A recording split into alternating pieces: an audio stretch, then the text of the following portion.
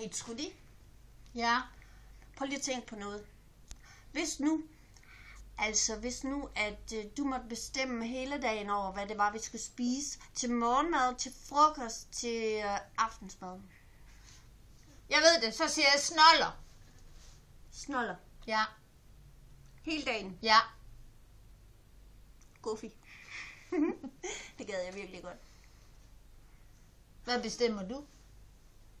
Ej, ved du hvad, jeg tror faktisk, jeg vil bestemme frugt. Frugt, fordi frugt er sundt. Skal man spise det?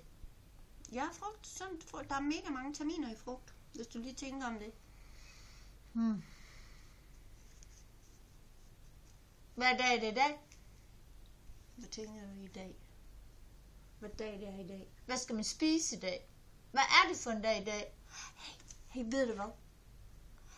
Ved du hvad, jeg tror det er faktisk en helt speciel dag i dag. Er det? Ja. Det er fars dag. Er det fars dag? Det er min yndlingsdag. Det er din yndlingsdag. Der kan man få fiskefars, frikadeller